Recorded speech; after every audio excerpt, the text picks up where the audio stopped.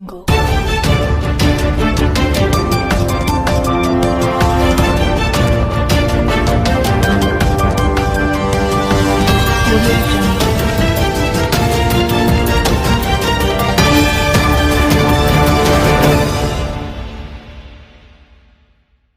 Teach motion, motion क्या है? Good morning students, आज हम पढ़ेंगे what is motion. When a body changes its position with respect to some reference point, when a body changes its position with respect to some reference point is known as motion and rest are relative.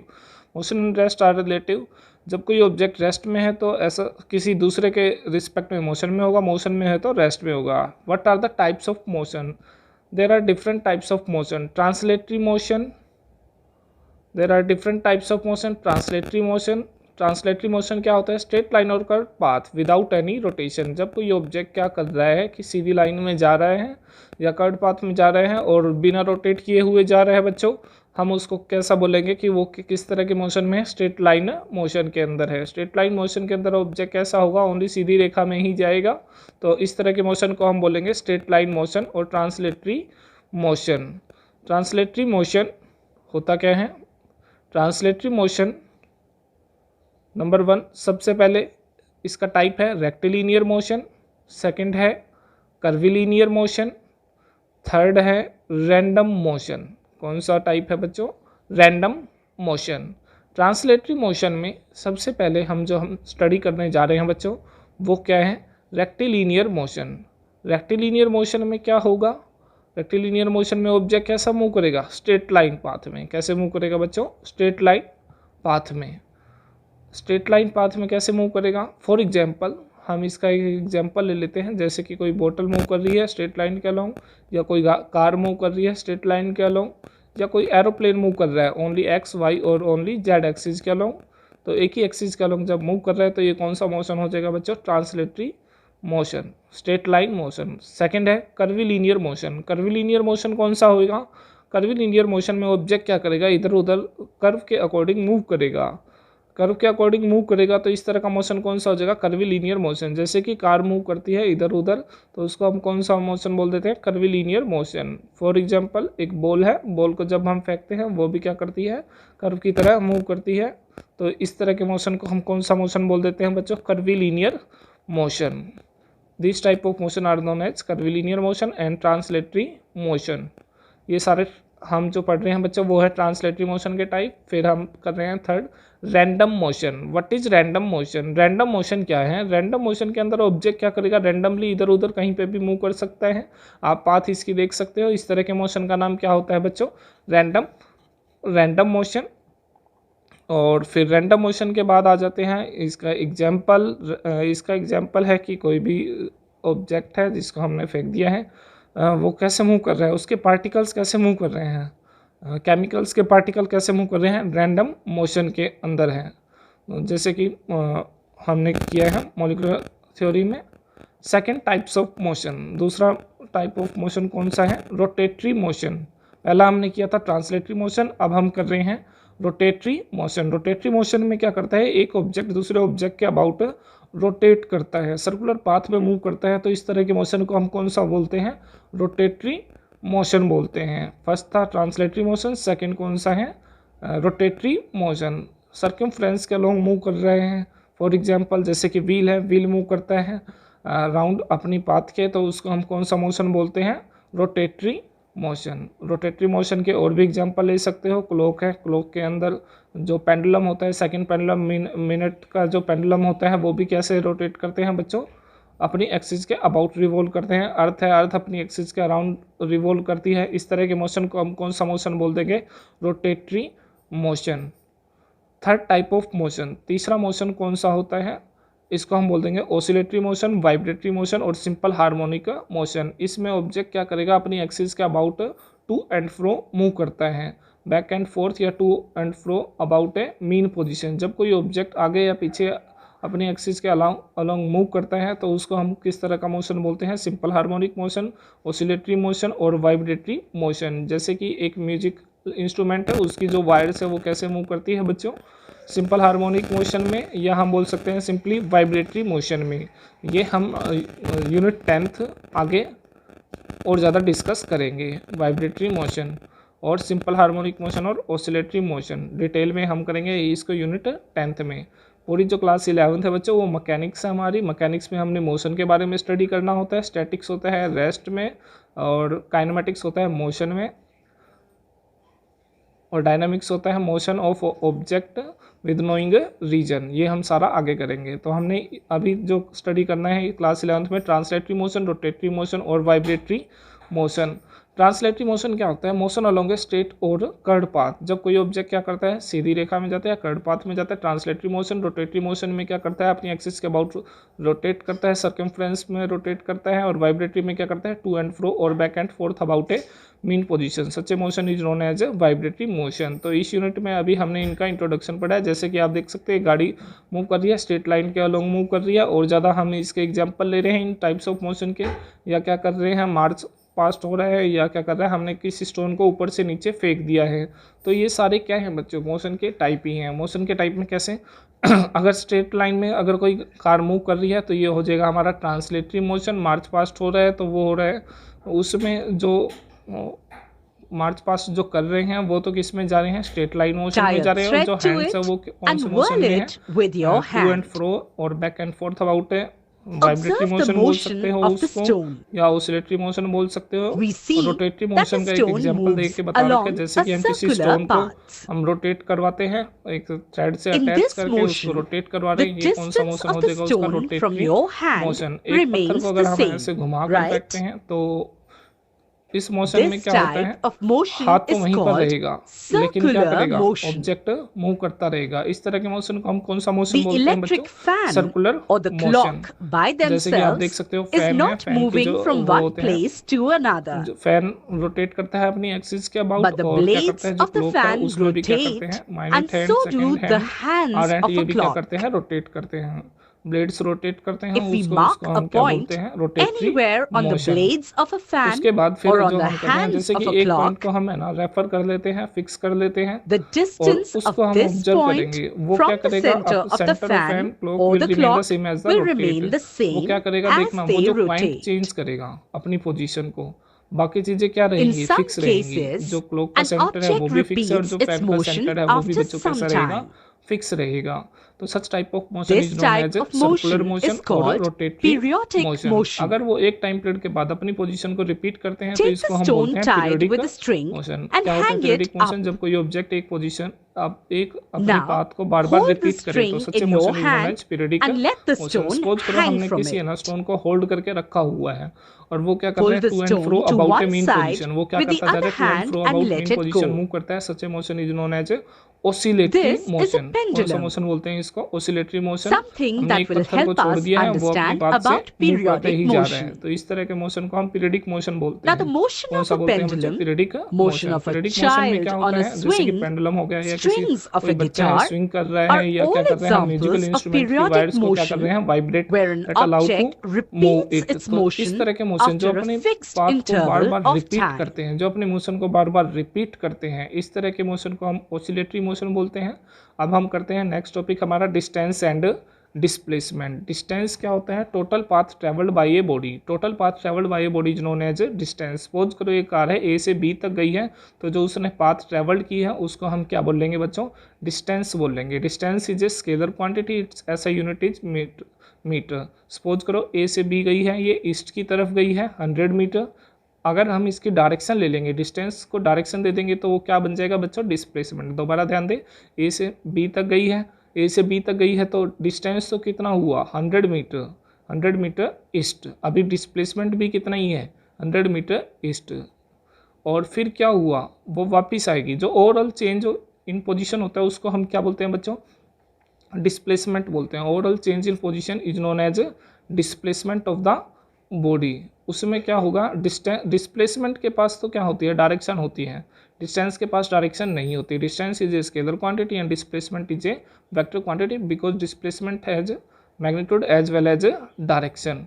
Displacement में क्या होता है कि suppose करो car गई है 100 metre आगे गई है और 50 मीटर कहाँ गई है, बैक आ गई है, पीछे आ चुकी है, तो फिर क्या होगा, अगर 100 मीटर आगे गई है वो और 50 मीटर आ गई है पीछे, बैक आ चुकी है, तो टोटल कितना हो जाएगा उसका डिस्प्लेसमेंट। इनिशियल पोजीशन से देखेंगे तो बच्चों कितना हो जाएगा, 50 मीटर ही बचेगा, क्योंकि ए से वो देखो अब कितना डिस्टेंस पर दिख रही है आपको, ए से दिख रही है वो आपको 50 मीटर पे, 100 गई है आगे, 50 गई है पीछे, तो टोटल डिस्टेंस तो हो जाएगा 150 मीटर। टोटल डिस्टेंस कितना हो जाएगा हमारा बच्चों, 150 मीटर।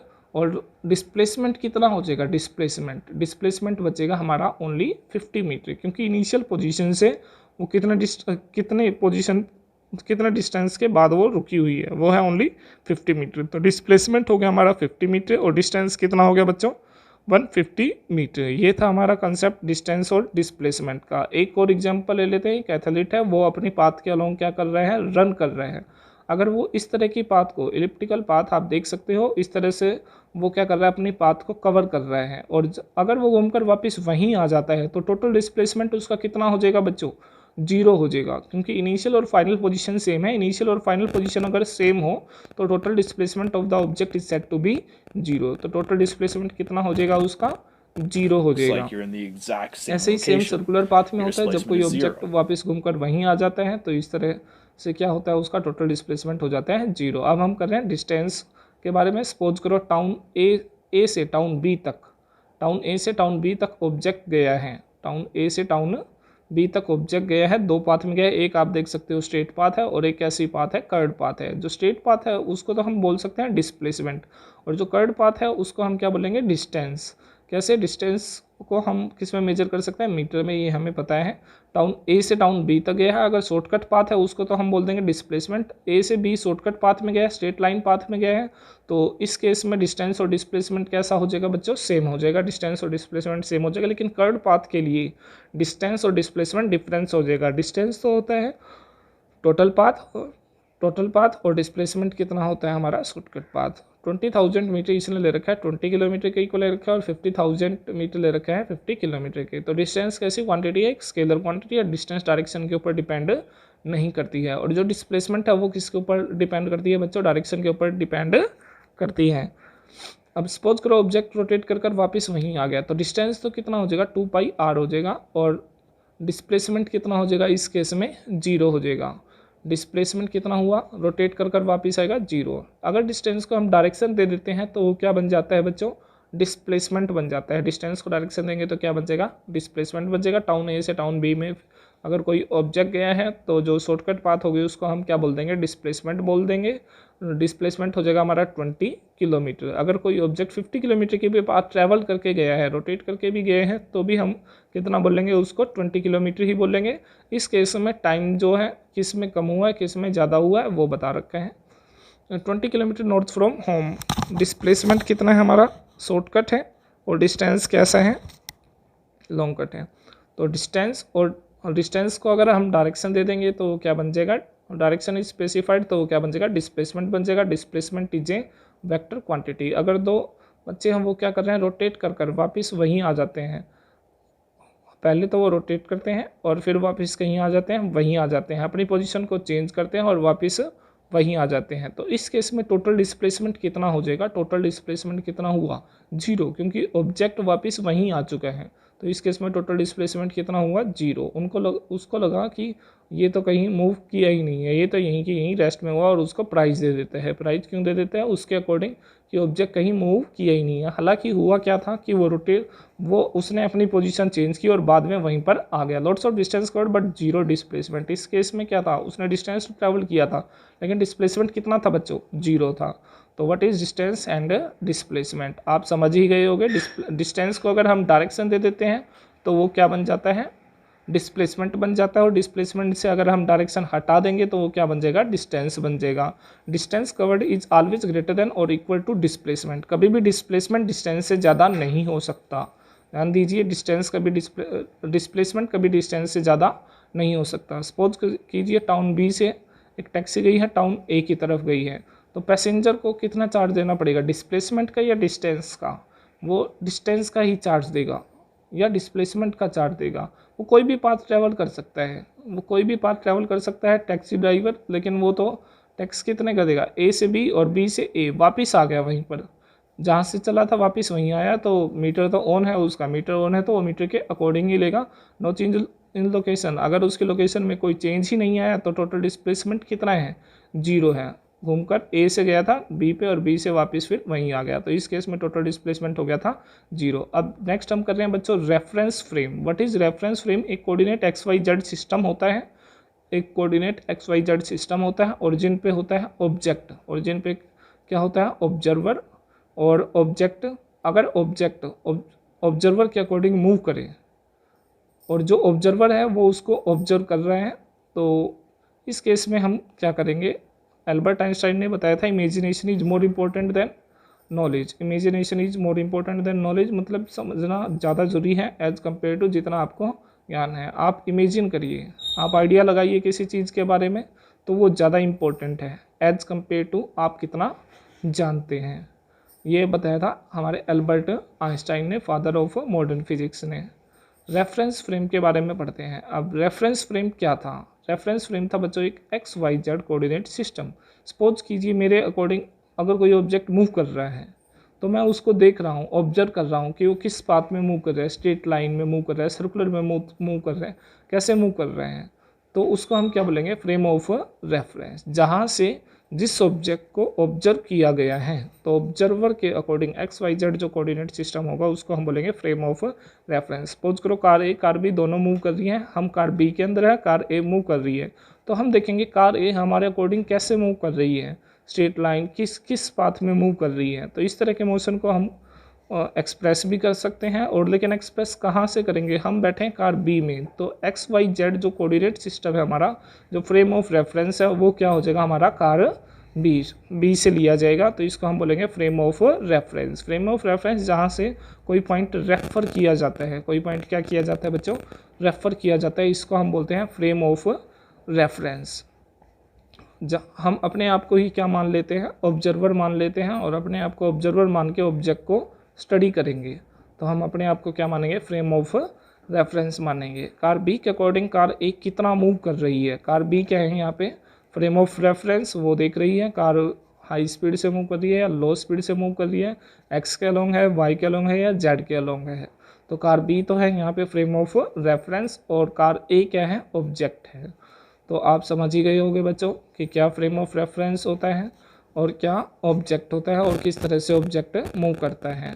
और ऑब्जेक्ट क्या हो सकता है, रेस्ट में भी हो सकता है, और किस में हो सकता है, डिफरेंट टाइप्स ऑफ मोशन में भी हो सकता है, और डिफरेंट टाइप्स ऑफ मोशन हमने पहले ही स्टडी कर लिया है कि किस तरह से ऑब्जेक्ट मूव कर रहे हैं। ये सारा हम जो स्टडी कर रहे हैं ये आता है हमारा मैकेनिक्स के अंदर। मैकेनिक्स की डिफरेंट ब्रांच है, दोबारा बता देता हूँ, स्टैटिक्स, काइनेमेटिक्स और डायनेमिक्स। स्टैटिक्स में क्या करेगा, ऑब्जेक्ट रेस्ट में होगा तब हम उसकी स्टडी करेंगे। काइनेमेटिक्स में क्या होगा, ऑब्जेक्ट मोशन में होगा लेकिन हमें उसका रीजन नहीं पता होगा, तो इसको हम बोल देंगे काइनेमेटिक्स। और ऑब्जेक्ट अगर मोशन में होगा और उसका हमें रीजन भी पता होगा और with considering forces is known as dynamics. लेकिन हमारे सिलेबस में अभी हम क्या स्टडी करेंगे बच्चों, काइनेमेटिक्स। काइनेमेटिक्स में क्या होगा, ऑब्जेक्ट मोशन में तो होगा लेकिन हम उसमें फोर्स वगैरह एफर्ट वगैरह नहीं कंसीडर करेंगे।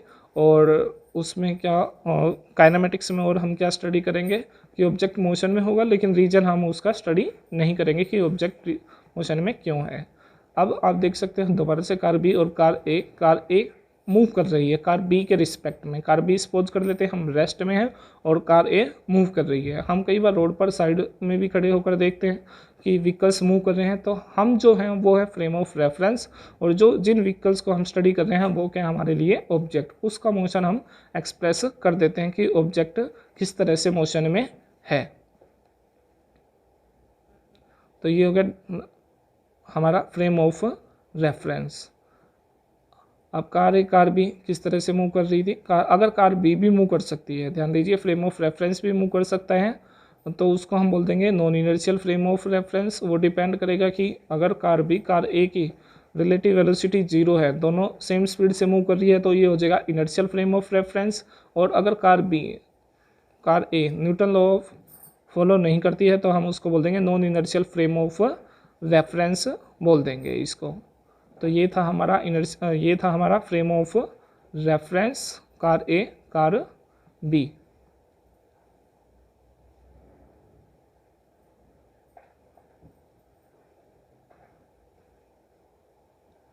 नेक्स्ट हम स्टडी कर रहे हैं बच्चों कि देख सकते हो आप एक मैन है जो कि एक एक्सीलरेटर पे मूव कर रहा था।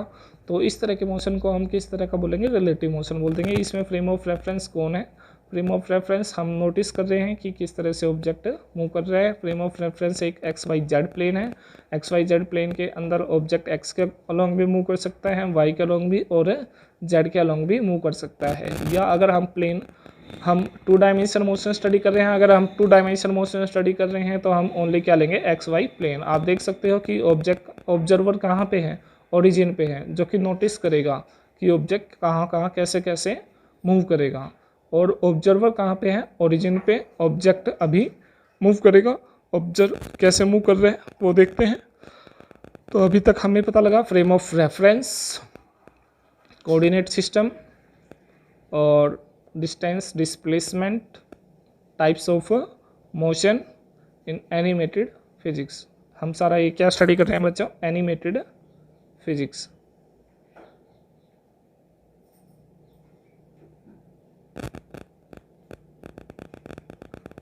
अगर ये सपोज करो कार मूव कर रही है और कहाँ से मूव कर रही है, हमने एक फ्रेम ऑफ रेफरेंस ले रखा है, तो इस तरह का मोशन कौन सा हो गया, ओनली एक्स एक्सिस के अलोंग मूव कर रहा है।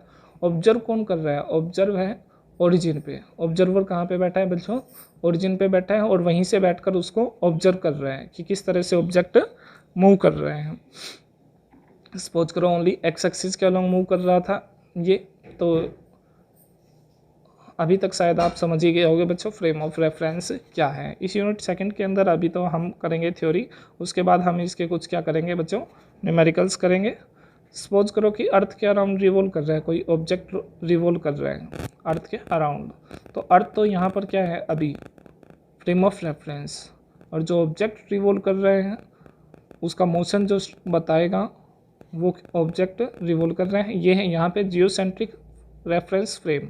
क्या है यहाँ पे, geocentric reference frame. Geocentric reference frame क्या है कि अर्थ को ही हमने सेंटर मान लिया है और हम अर्थ से ही ऑब्जर्व कर रहे हैं कि किस तरह से स्टार मूव कर रहे हैं, प्लैनेट्स मूव कर रहे हैं।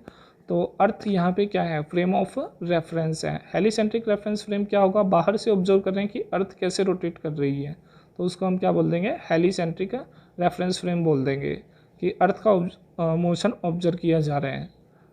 फिर है अब ऑब्जर्व कर रहे हैं कि किस तरह से व्हीकल्स, ट्रेन वगैरह देखना मूव कर रही हैं। और लेकिन यहाँ पर ऑब्जर्वर अभी भी किस में है, रेस्ट में है। कार मूव कर रही है, ट्रेन मूव कर रही है, अभी किस तरह का मोशन है, कार और ट्रेन का जो मोशन है वो किस तरह का मोशन है, स्ट्रेट लाइन मोशन है। ये देख सकते हो आप ऑब्जेक्ट किस तरह से फ्रेम ऑफ रेफरेंस के अकॉर्डिंग मूव कर रहा है। ऑब्जर्वर अभी नोटिस कर रहा है वो कैसी पोजीशन पे है बच्चों, रेस्ट की पोजीशन पे है, और ऑब्जेक्ट क्या किए जा रहे हैं, मूव किए जा रहे हैं। इस तरह का मोशन कौन सा बताएंगे हम, रेक्टिलिनियर मोशन, ट्रांसलेटरी मोशन।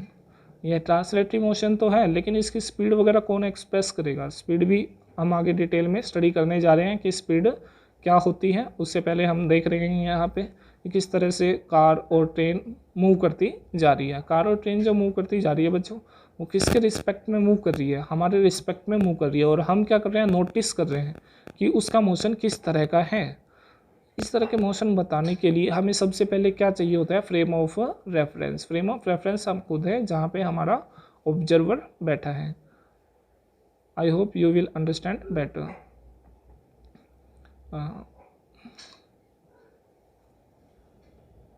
बता दिया सारा एनिमेशन है गया।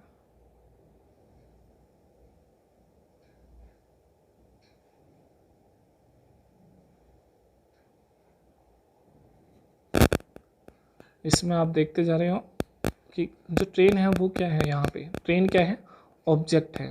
ट्रेन के जो अंदर जो पैसेंजर्स बैठे हैं उनके अंदर भी तो क्या है बच्चों, मोशन है। उनके अंदर भी एक दूसरे के रिस्पेक्ट में क्या है, मोशन है। वो किसी भी तरह का हो सकता है वो जो मोशन है।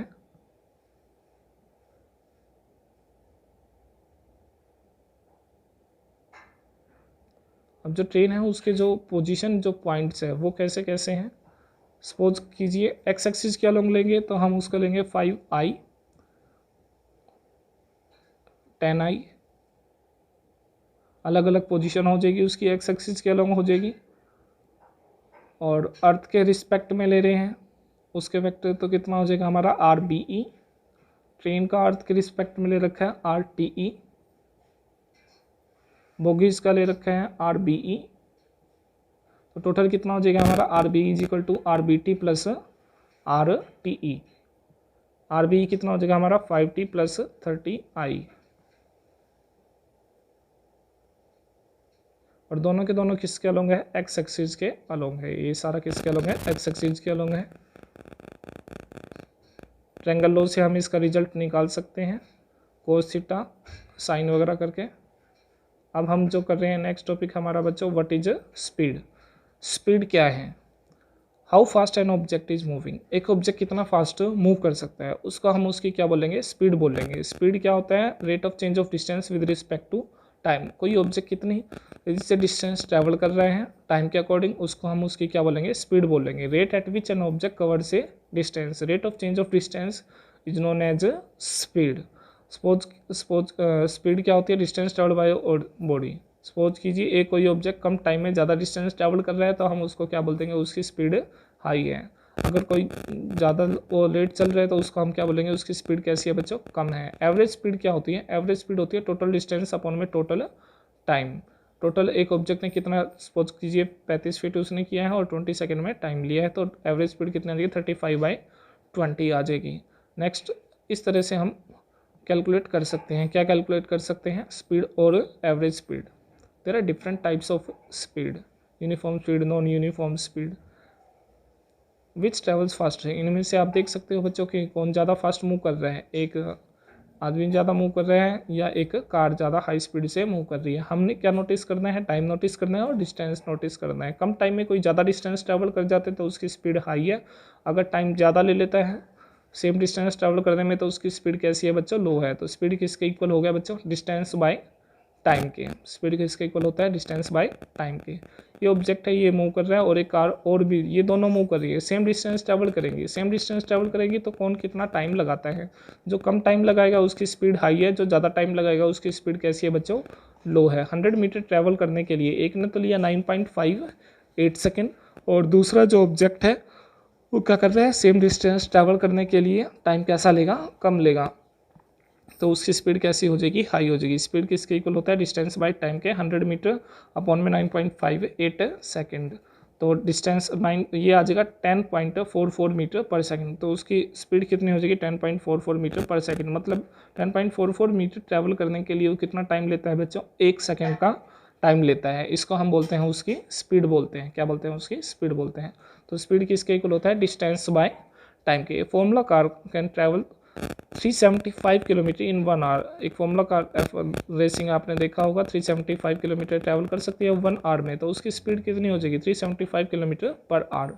तो हु इज फास्टर, बताइए, एक ह्यूमन बीइंग ज़्यादा फास्ट ट्रैवल कर सकता है या क्या कर रहा है, एक कार। ऑब्वियस सी बात है बच्चों, नॉर्मल सी बात है कि एक कार ज़्यादा हाई स्पीड से मूव करती है, तभी हम उसकी हेल्प लेते हैं लॉन्ग डिस्टेंस से ट्रैवल करने के लिए। तो स्पीड किसके इक्वल होता है, डिस्टेंस बाय टाइम के। What is distance and what is time, ये हमने पहले स्टडी कर लिया।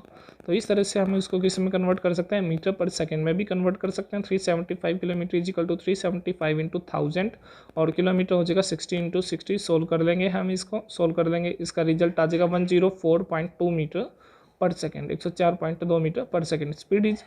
स्पीड्स इन सेम यूनिट्स, अगर हम दोनों को सेम यूनिट में कंपेयर करते हैं तो उसका आ रहा है 104.2 मीटर पर सेकेंड और उसका था 10.44 मीटर पर सेकेंड। डिस्टेंस किसके इक्वल होता है बच्चों, स्पीड इनटू टाइम के। डिस्टेंस किसके इक्वल होता है, स्पीड इनटू टाइम के। और टाइम किसके इक्वल होगा, डिस्टेंस बाय स्पीड के। ये डिफरेंट फॉर्मूले ये हम कर भी सकते हैं। स्पीड किसके इक्वल होता है, डिस्टेंस बाय टाइम के। और डिस्टेंस किसके इक्वल हो जाएगा, स्पीड इनटू टाइम के। और टाइम किसके इक्वल हो जाएगा, डिस्टेंस बाय स्पीड के। एक car travel at 50 kilometre per hour for 3 hours. एक कार है वो जो कि क्या कर रही है, 50 किलोमीटर ट्रैवल कर रही है पर आवर में। तो 3 आवर्स के लिए हम ऐसे उसको ये सोल्व कर सकते हैं कि एक कार में 50 किलोमीटर तो 3 आवर्स में कितना हो जाएगा, स्पीड इनटू में टाइम से हम इस तरह के न्यूमेरिकल्स सोल्व करेंगे। आगे बढ़ते हैं। Speed distance covered in A given amount of time. Speed क्या होती है, डिस्टेंस बाय टाइम। स्पीड के बारे में हमने पहले भी पढ़ा था। Rate of change of distance with respect to time is known as speed. Speed into time taken is known as distance covered. उसको हम क्या बोल देंगे बच्चों, डिस्टेंस कवर्ड बोल देंगे। स्पीड होती किसके इक्वल है, सपोज कीजिए स्पीड दे रखी है हमें 50 मीटर पर सेकंड और टाइम दे रखा है 1 मिनट, तो डिस्टेंस कैसे आ जाएगा 50 × 60। 50 × 60 सोल्व कर देंगे हम 300 मीटर पर सेकंड, 300 मीटर 3000 मीटर, 50 × 60 3000 मीटर्स। ये हमारा क्या आ गया बच्चों, डिस्टेंस आ गया। डिस्टेंस किसके इक्वल आ गया, स्पीड इनटू टाइम के। तो इन फॉर्मूले की हेल्प से हम अलग अलग डिफरेंट न्यूमेरिकल भी सॉल्व करेंगे। Speed is equal to distance by time, distance is equal to speed into time, और time is equal to distance by speed. Speed में ओनली क्या होता है बच्चों, ओनली मैग्नीट्यूड होता है, और स्पीड कैसी क्वांटिटी होती है, स्केलर क्वांटिटी होती है, इसके पास कोई डायरेक्शन वगैरह नहीं होती। और डिस्टेंस कैसा होता है, डिस्टेंस इज स्केलर क्वांटिटी और टाइम भी स्केलर क्वांटिटी है। डिस्टेंस भी स्केलर क्वांटिटी और टाइम भी कैसी क्वांटिटी है, स्केलर क्वांटिटी है, दोनों ही स्केलर है, तो स्पीड भी कैसी हो जाएगी हमारी, स्केलर क्वांटिटी हो जाएगी। अगर हम डिस्प्लेसमेंट की बात करेंगे तो डिस्प्लेसमेंट कैसी क्वांटिटी है, एक वेक्टर क्वांटिटी है। अगर डिस्प्लेसमेंट एक वेक्टर क्वांटिटी है बच्चों, तो वेलोसिटी भी कैसी हो जाएगी, एक वेक्टर क्वांटिटी हो जाएगी। वेलोसिटी क्या होती है, rate of change of displacement with respect to time. जैसे कि स्पीड में होता है डिस्टेंस बाय टाइम, तो वेलोसिटी में क्या होता है, डिस्प्लेसमेंट बाय टाइम होता है। सपोज कीजिए इस गिवन डायग्राम में डिस्टेंस तो दे रखा है बच्चों 50 किलोमीटर और डिस्प्लेसमेंट कितना है 20 किलोमीटर, तो 20 किलोमीटर अपॉन में अगर हम टाइम लेंगे तो वो हो जाएगी हमारी वेलोसिटी हो जाएगी, और डिस्टेंस हो जाएगा 50 किलोमीटर बाई टाइम। तो स्पीड प्लस डायरेक्शन, स्पीड को हम डायरेक्शन दे देते हैं तो वो बच्चों क्या बन जाती है, वेलोसिटी।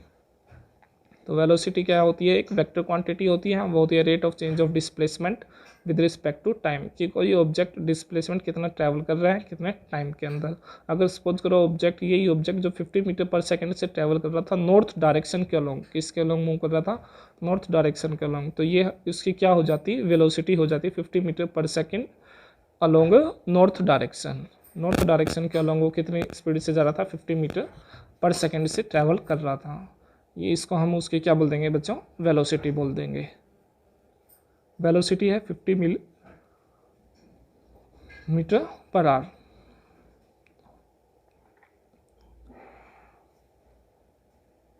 तो वेलोसिटी भी कैसी क्वांटिटी है, वेक्टर क्वांटिटी है। स्पीड कैसी क्वांटिटी है बच्चों, एक स्केलर क्वांटिटी है। वेलोसिटी की जो यूनिट है वो क्या होती है, सेम होती है जो कि स्पीड की होती है, मीटर पर सेकेंड। मीटर पर सेकेंड इज द ऐसा unit of velocity and also it is the unit of speed. हमने देखा स्पीडोमीटर में किसमें, एमपीएच में मूव करते हैं, केपीएच में। माइल पर आवर या किलोमीटर पर आवर में हम क्या मेजर करते हैं, वेलोसिटी। ऐसा यूनिट वेलोसिटी और स्पीड की क्या है, सेम है। किलोमीटर पर आवर में एक्सप्रेस कर सकते हो आप, मीटर पर सेकंड में भी कन्वर्ट कर सकते हो। ये उसकी ऐसा यूनिट है, इंटरनेशनल सिस्टम ऑफ यूनिट। ऐसा यूनिट क्या होगी इसकी, मीटर पर सेकेंड। हम इसको माइल्स में भी कन्वर्ट कर सकते हैं और किलोमीटर्स में डिस्टेंस ले सकते हैं, और अलग अलग यूनिट अलग अलग क्वांटिटी की लेते हैं हम। अब स्केलर, ये स्पीड कैसी क्वांटिटी है, स्केलर क्वांटिटी, और वेलोसिटी कैसी क्वांटिटी है, एक वेक्टर क्वांटिटी है। वेलोसिटी एक वेक्टर क्वांटिटी है और स्पीड कैसी क्वांटिटी है बच्चों, स्केलर क्वांटिटी है। स्केलर क्वांटिटी क्या होती है, जिसके पास ओनली मैग्नीट्यूड होता है, वेलोसिटी के। और वेक्टर क्वांटिटी क्या होती है, जिसके पास मैग्नीट्यूड भी होता है, डायरेक्शन भी होता है। ऐसे ही हम ले लेंगे एवरेज वेलोसिटी। एवरेज वेलोसिटी क्या होती है हमारी, एवरेज वेलोसिटी होगी total distance travelled bye a body in total time. एक ऑब्जेक्ट ने कितना टोटल डिस्टेंस ट्रैवल किया है इन टोटल टाइम में, उसको हम उसकी क्या बोल देंगे, वेलोसिटी बोल देंगे। सपोज कीजिए ऑब्जेक्ट 20 मूव किया था और 50 मूव किया था, तो हम उसके एवरेज स्पीड और एवरेज वेलोसिटी में क्या डिफरेंस है। एवरेज स्पीड में तो हम टोटल डिस्टेंस लेंगे, और एवरेज वेलोसिटी में हम क्या लेंगे, टोटल डिस्प्लेसमेंट लेंगे, कि कितना उसका टोटल डिस्टेंस है या कितना टोटल डिस्प्लेसमेंट है। अगर टोटल डिस्टेंस लेंगे तो वो क्या हो जाएगी बच्चों, एवरेज स्पीड हो जाएगी, और अगर टोटल डिस्प्लेसमेंट ले लेंगे तो वो क्या हो जाएगी, उसकी